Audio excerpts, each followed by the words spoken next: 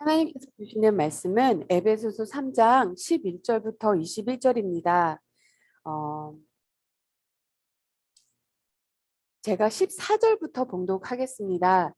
제가 14절부터 봉독하고요. 성도님들 자리에 앉으셔서요. 조용히 다시 한번 봉독하시되 여기에서요. 그 너라는 말 대신 자녀분이나 배우자분, 가족을 이름을 넣고 다시 한번 이렇게 진짜 기도하듯이 다시 한번 봉독하시면 좋으실 것 같습니다. 에베소서 3장 에베소서 3장 14절 말씀입니다. 제가 개역 개정으로 읽겠습니다.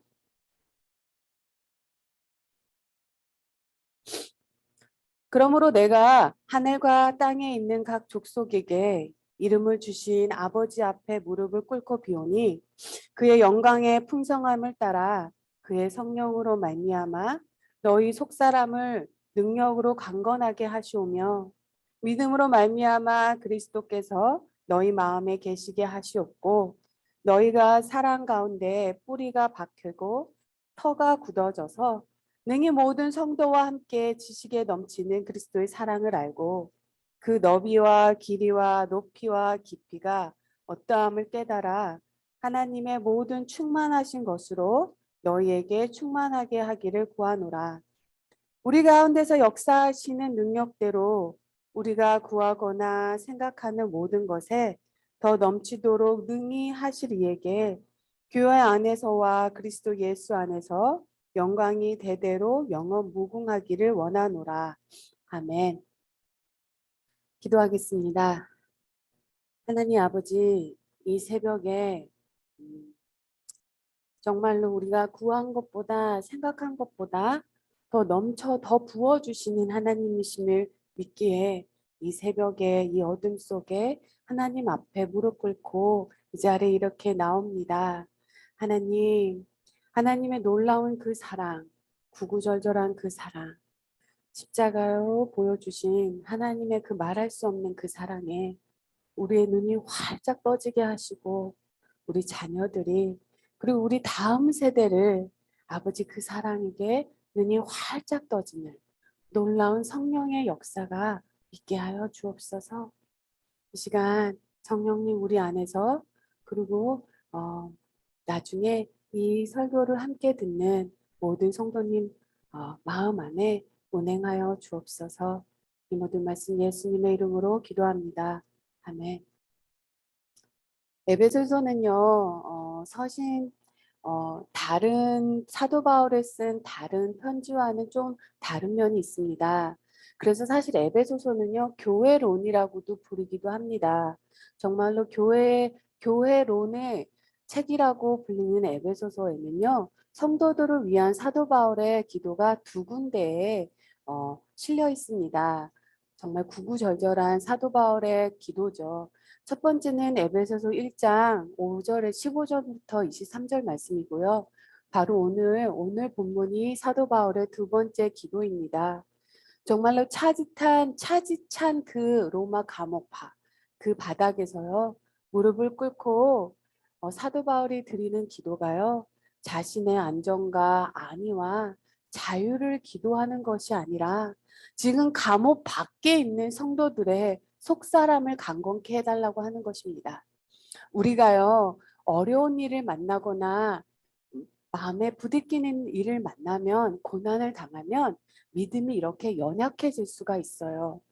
그래서 아마도 사도 바울은요, 자신의 감옥에 이렇게 갇힌 그 자신의 처지를 보고 또 감옥 밖에 있는 성도들이 예수 믿는다는 그것만으로 사회에서 가족으로부터 또 친척들로부터 받게 되는 부당한 대우, 외면, 고난 그것들로 인하여 그들의 마음이 연약해질까 봐 정말 성령 하나님께서 그들 속에 사람이 강건하게 하사 두 가지를 기도합니다.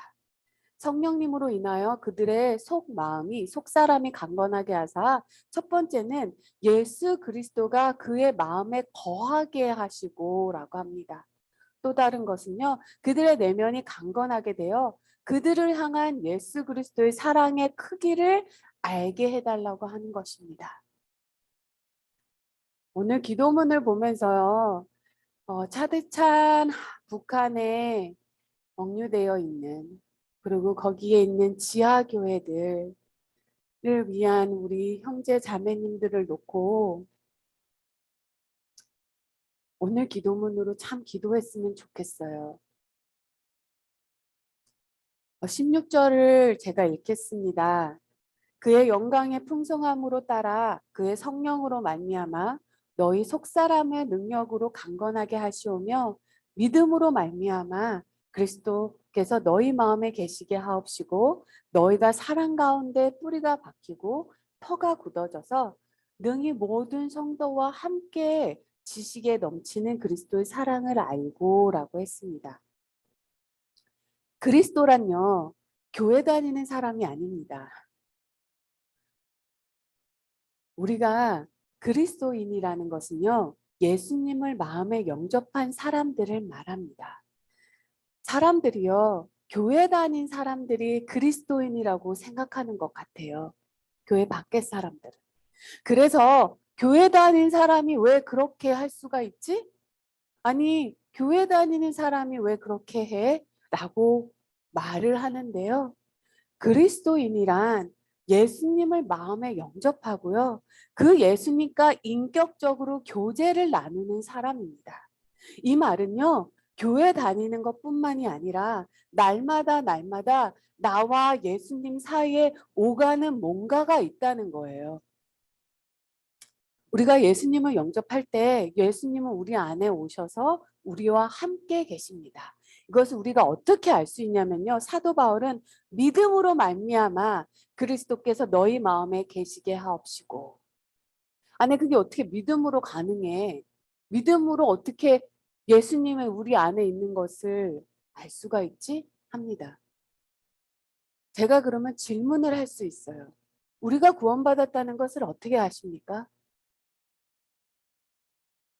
믿음으로 하는 것입니다. 믿음으로 십자가에서 흘린 예수 그리스도의 보혈이 나의 죄를 씻겨 주셨음을 믿음으로 받았기 때문에 그 일이 우리 안에서 이루어졌습니다. 그래서 사도 바울은 오늘은요. 성령으로 말미암아 믿음으로 말미암아 진짜 에베소서에서는요. 반복되면서 사도 바울이 이 말을 합니다. 성령으로 말미암아 믿음으로 말미암아 예수님이 우리 안에 계신다는 것을 믿음으로 말미암아 알 수 있다는 것입니다. 예수님은 임마누엘이라고 불리십니다. 하나님께서 우리와 함께 계신다는 뜻이에요. 우리 안에 정말로 내 안에요. 먼지같이 구름과 같이 일어나는 것이요. 미움이고 분노이고 염려이고 시기이고 참 그래요. 평안하다가도 좀 불쾌한 사람을 이렇게 마트에서나 나에게 좀 불쾌하게 행동하는 사람을 만나면 순식간에 구름같이 일어나는 것이 뭐 참 저런 사람이 있나. 참 내 마음이 지저분하더라고요. 그 지저분하고 지저분한 그 마음 안에 예수님이 앉아 계신다는 거예요. 보배 되시는 예수님께서 안에 계신다는 것입니다. 너무 부끄러워요. 이지선 양이요. 우리 대학 도서실에서 오빠와 함께 집으로 돌아가는 길에 음주운전을 한 사람의 사고로 인해 폭발 사고가 일어납니다. 이 일로 말할 수 없는 고통을 당하시죠. 이지선 양에게 어떤 기자가 사고 전후로 그 이뻤던 그 모습으로 돌아가고 싶지 않습니까? 라는 질문을 했어요. 그때 이지선 양이 이런 대답을 했습니다. 보잘것없는 질그릇이지만 한때 깨어져 산산조각이 난 그런 그릇이지만 예수님께서 그 조각을 다시 다 주어서 저라는 그릇을 다시 만들어 주셨습니다. 근데 저는 거기다 하나 더 보태고 싶어요. 다시 만들어 주셨어요. 정말 산산조각난 나의 나를요, 하나님께서 하나하나 다시 주우셔서 새로 만드셨습니다. 거기서 끝내시지 않으시고요. 보배 되시는 예수님이 그 그를 안으로 모셨어요. 그래서 이지선 양이 이렇게 얘기를 합니다. 깨어져서 조각이 난 산. 더는 윤이 나지 않지만 무엇이든 담을 수 있는 그릇으로 나를 빚으셨습니다. 지난 날을 그리워하던 과거의 나는 없습니다. 현재의 나는 지금 이 순간의 행복을 누립니다.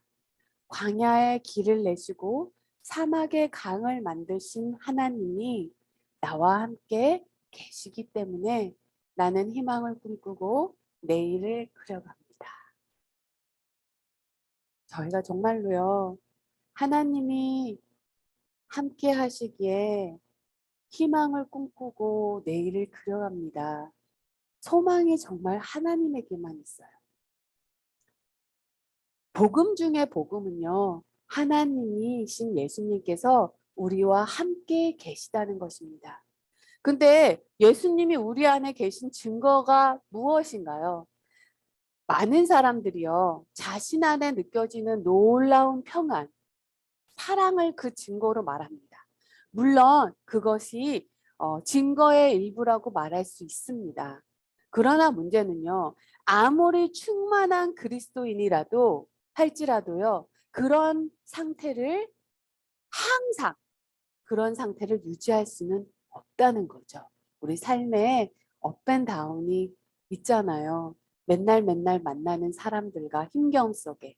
그렇다면요, 우리가 낙심과 슬픔에 빠져 있을 때 예수님은 우리를 떠나신 것일까요? 많은 그리스도인들이요, 조금만 어려운 일이 생겨도 주님 왜 나를 이렇게 내버려 두십니까? 라고 탄식합니다. 그리고 그것은요, 결국 우리와 함께 하시는 하나님의 예수님에 대한 분명한 확신이 없기 때문입니다. 나와 함께 하시는 예수님에 대한 분명한 확신이 없으면요, 어려운 일 당하거나 기도 응답이 늦어지면 시험에 들게 됩니다. 어려우면요, 주님 나와 함께 하시지 않으시나 봐 하게 됩니다. 사도 바울은요, 지금 감옥에서 이것을 염두하고 있는 거예요. 성도들이 힘겨움 속에 하나님 우리를 벌어두셨나 봐. 하나님 왜 우리와 함께 하지 않으십니까? 라고 생각할 수 있기 때문에요. 그래서 지금 사도 바울은 성도들의 속사람을 강건하게 해달라고 합니다. 예수님의 그들 안에 계심에 확신이 있게 해달라고 합니다. 그래야 어떤 고난도 반대 속에서도 어려움 속에서도 흔들리지 않을 수 있습니다. 우리가 집사님들 어렸을 때 팽이치기 하셨죠? 팽이는요, 힘차게 돌아가도 움직이지 않는 것처럼 보입니다. 그 안에 중심이 잡혀 있기 때문이에요. 달리는 마차의 바퀴를 보면요, 바퀴의 것은 열심히 돌아갑니다. 근데 그 안에 중심축은요, 움직이지 않아요. 중심이 딱 잡혀 있기 때문입니다. 저는요, 자기 삶의 중심을 찾은 사람도 마찬가지라고 봐요. 겉은 열심히 돌아가나 그 안에 중심축은 흔들리지 않고 마음의 중심이 예수님께 단단히 내려 있으면 어떠한 시련이 닥쳐와도 무너지지 않을 수 있기 때문입니다. 미루 말할 수 없는 박해와 모욕을 겪으면서도요, 그의 중심은 흔들리지 않을 수 있기 때문이에요.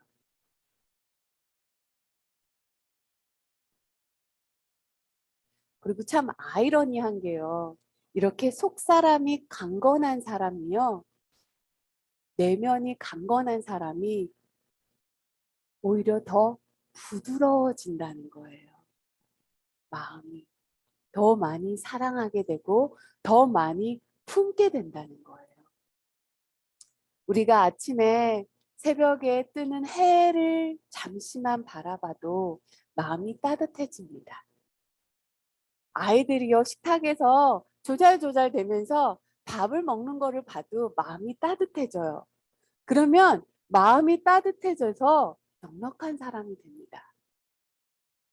이런 것 같이요. 사도 바울은 속사람이 강건하게 되어 우리를 향한 하나님의 그 크신 사랑의 그 사랑의 크기를 알게 되면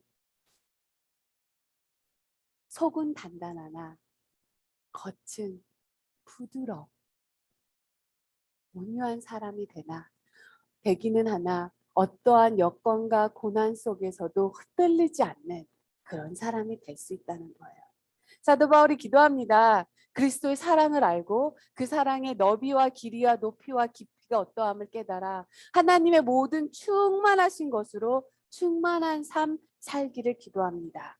우리가 하나님의 사랑의 크기를 알 수 있을까요? 오늘 찬양도 불렀는데요. 하늘을 두루마기 삼고 바다를 먹물을 삼아도요. 그 크신 하나님의 사랑 다 측량할 수 없다고 했습니다. 그런데 사도 바울은요. 에베소 교회 성도들에게요.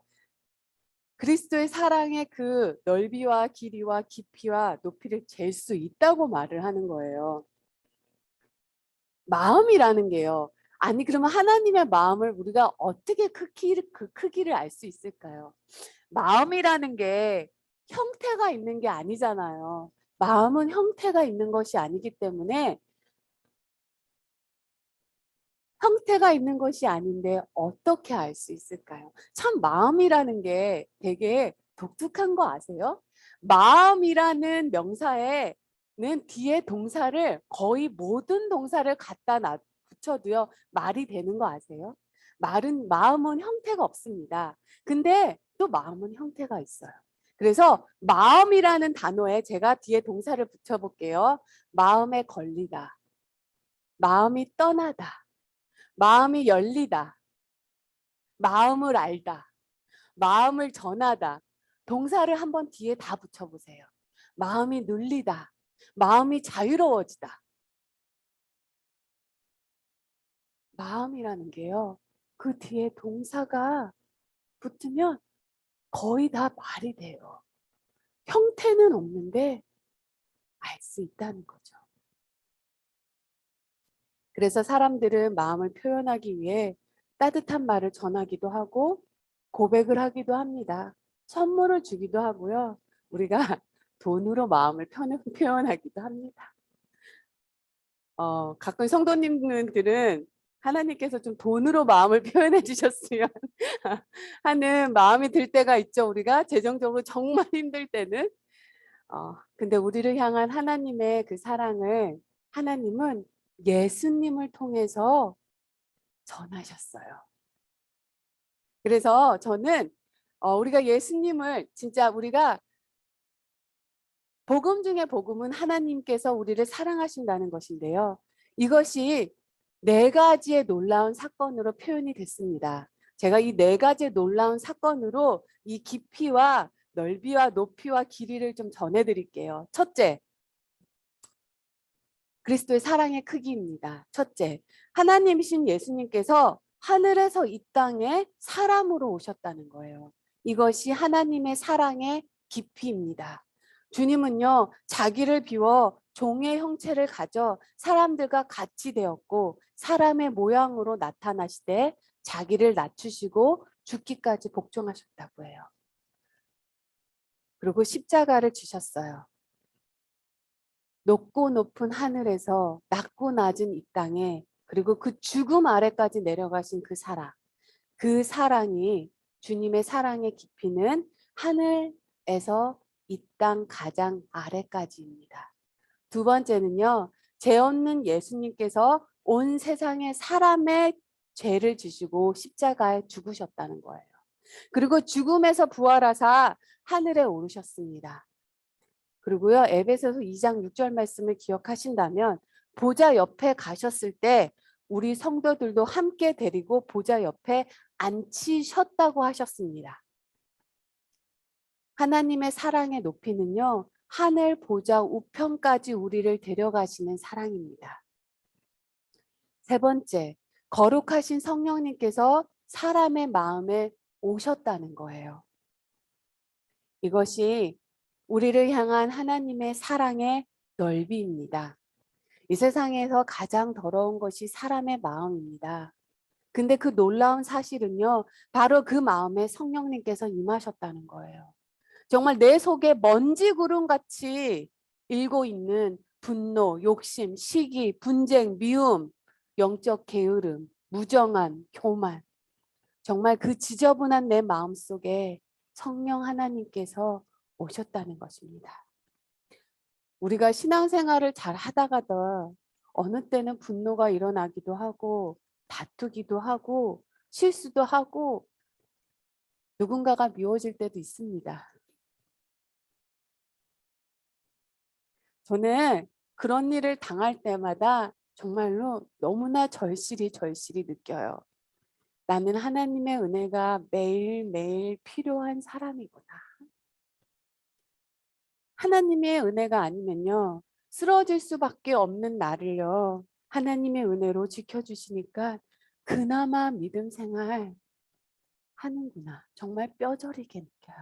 나는 하나님의 은혜가 없으면요, 금방 시험에 들고 금방 마음이 무너지고,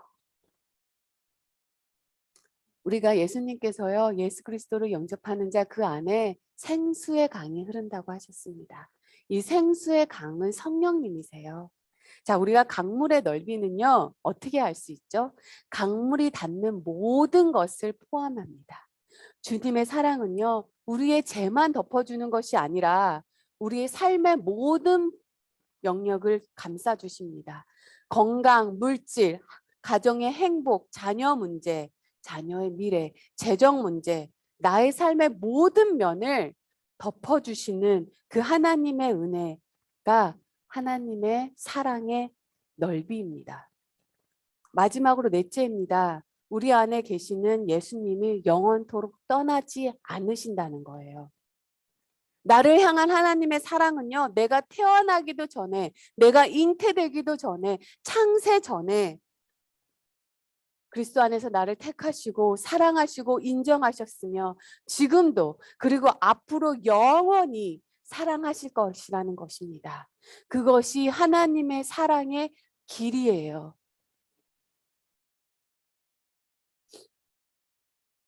마지막으로 사도 바울은요, 이것을 우리 가운데 역사하시는 능력대로 우리가 구하거나 생각하시는 모든 것에 더 넘치도록 능히 하시는 주님이라고 고백합니다. 저는 이 오늘 본문 말씀 중에 이 성경 구절 말씀이 가장 은혜였어요. 진짜 지난 날을 돌이켜 보니까요, 내가 구한 것보다 생각한 것보다 더 넘치도록 부어주셨더라고요, 하나님께서.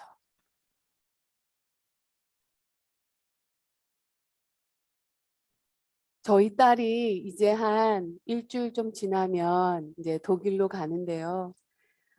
학교 캠퍼스가 번화가에 있는 것도 아니고 멀리 떨어져 있고 차도 없고 당장 가면 학교 식당도 이제 없다고 하는데, 그래서 정말로 그 트렁크 안에 가서 당장 2, 3주 동안은 쓸 수 있는 모든 생필품과 겨울 잠바 꼼꼼하게 다 진짜 챙겨주는 그런 것을 보면서요.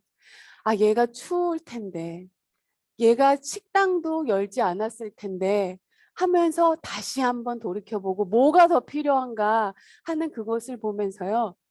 나를 향한 아버지의 마음이 느껴졌어요. 이 땅의 육의 부모도요, 자녀에 대한 마음이 그런데요.